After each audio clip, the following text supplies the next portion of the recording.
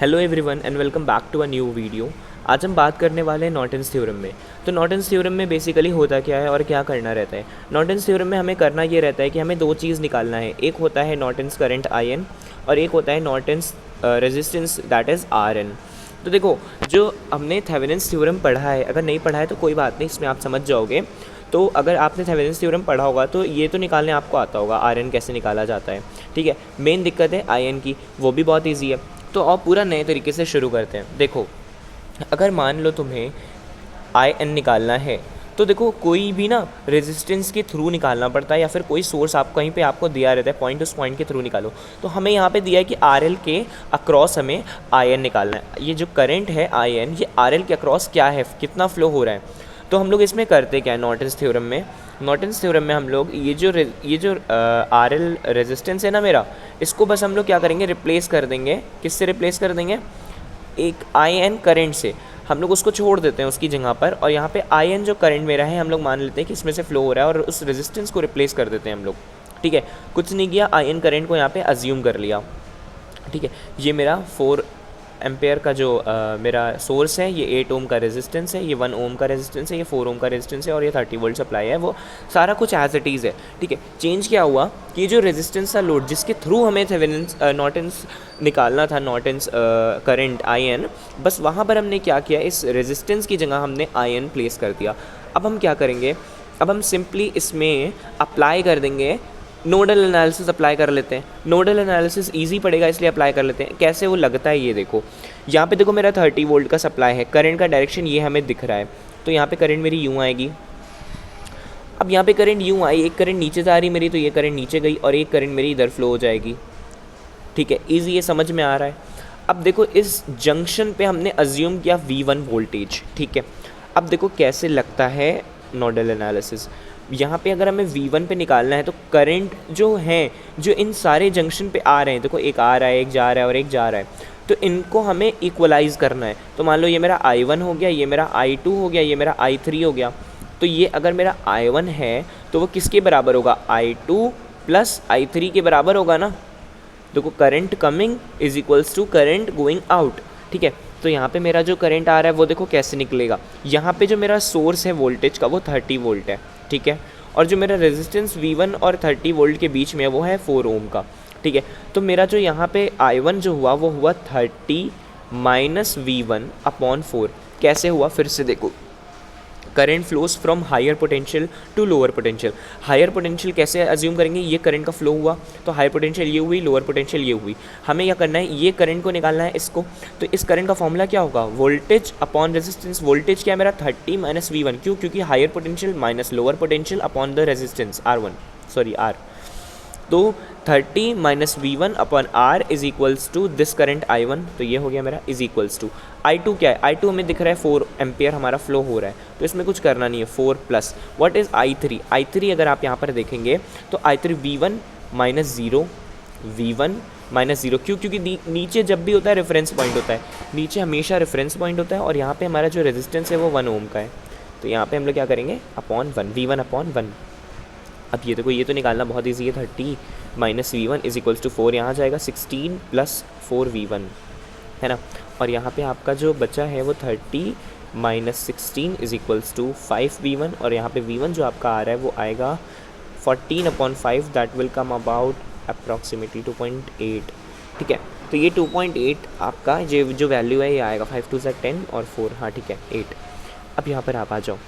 अब आपने क्या कर लिया, ये V1 निकाल लिया आपने, V1 निकाल लिया आपने, V1 इस पॉइंट में निकाल लिया। अब इसके थ्रू जो करंट होगा वो 1 ओम के थ्रू पास कर रहा है। V1 जो निकाला है, यहाँ पे आपको आई एन निकालना है, V1 आपने निकाल लिया। यहाँ से जो फ्लो होने वाला करंट है वो इस 1 ओम के थ्रू होके फ्लो करेगा। तो करंट का फॉर्मूला क्या होता है, I is equals to V upon R, और हमारा जो वोल्टेज आया वो V1 है, और जो रेजिस्टेंस के थ्रू ये फ्लो हो रहा है ये 1 है अपॉन 1। V1 कितना आया है, 2.8 upon 1, that is equals to 2.8 amperes. तो मेरा जो आई एन का वैल्यू आया वो 2.8 एम्पेयर आया। अब देखो, आता कहाँ है मसला, हम लोगों को RTH पे, हम लोग नेक्स्ट पेज पे सॉल्व करेंगे, थोड़ा ईज पड़ेगा सॉल्व करने में। मिनट यहाँ पर कर लेते हैं, हम लोग को निकालना है RTH। अब इस सर्किट को देखो, हमें इसमें RTH निकालना है। ठीक है, तो तो RTH बेसिकली मेरा क्या होता है, RL ही होता है। क्या होता है, RL ही होता है। और हमें क्या करना है, अब हम इसको इसमें कन्वर्ट कर लिए थे हमने। RL की जगह RTH मेरा क्या होता है, सॉरी मैंने गलत बोल दिया। RTH मेरा क्या होता है, थेवेनिन्स रेजिस्टेंस होता है, जो कि RN के बराबर होता है। RN बोलना था मुझे, RL शायद मैंने बोल दिया। तो RTH is equals to RN।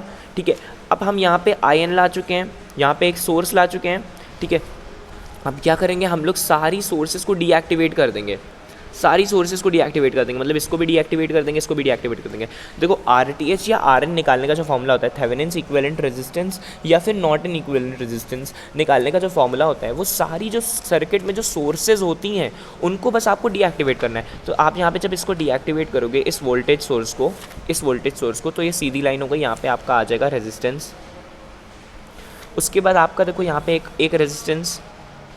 फिर यहाँ पे जब आप करंट को जब आप डीएक्टिवेट करते हो तो वो ये ओपन सर्किट हो जाता है, ये शॉर्ट सर्किट नहीं होता, ये शॉर्ट होता है, ये ओपन सर्किट हो जाता है।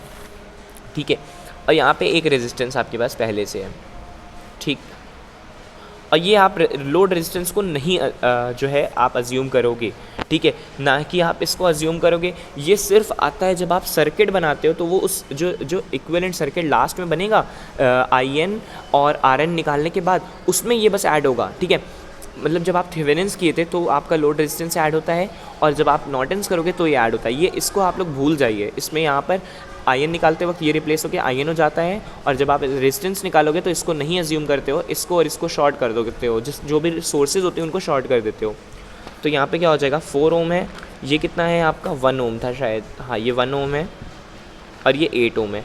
अब देखो करंट का फ्लो हमेशा कहाँ पे होता है, क्लोज लूप में ही होता है ना। अब ये देखो आपका 8 ओम वाला ओपन लूप हो गया, तो यहाँ पे करंट का फ्लो ही नहीं होगा, तो 8 को आप अज्यूम ही नहीं करोगे, और 4 और 1 आप देख रहे हो सीरीज़ में हो गया।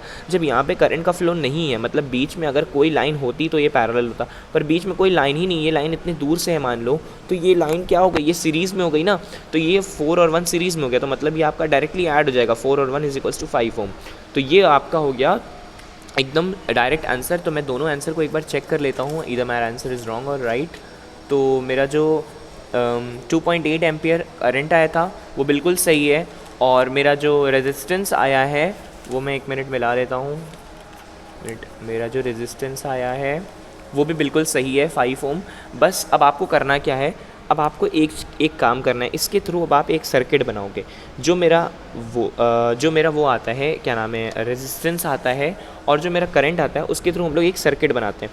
वो सर्किट कैसा होता है, ये देखो ये करंट हो गया मेरा, एक करंट सोर्स, इसके पैरेलल देखो करंट के साथ पैरेलल में होता है रेजिस्टेंस, और उसके साथ क्या नाम है, वोल्टेज के साथ सीरीज़ में होता है। जब आप थेवेनिन्स थ्योरम करोगे तो ये जो आप करोगे ये सीरीज़ में करोगे, और जब भी आप ये नॉर्टन्स थ्योरम करोगे तो इसमें क्या होगा, पैरेलल में जाएगा। क्योंकि इसमें करंट सोर्स आती है। इसमें करंट कितने की आई थी मेरी, 2.8 की आई थी, ये देखो 2.8 की आई थी मेरा। ये देखो ये रेजिस्टेंस कितने का आया है, 5 ओम का आया है, और जो मेरा रेजिस्टेंस RL था अब वो आएगा, जो मैंने बताया था ना कि वो लास्ट में आता है, वो अब आया। तो ये मेरा कंप्लीट सोल्यूशन हो गया इस क्वेश्चन का, और इसके थ्रू फिर आपको अगर क्वेश्चन में फर्दर कुछ इन्फॉर्मेशन निकालनी तो निकाल लो, वरना इतना ही लास्ट क्वेश्चन है, ये सर्किट बनाने के बाद ये क्वेश्चन खत्म हो जाता है। तो thank you so much for watching this video.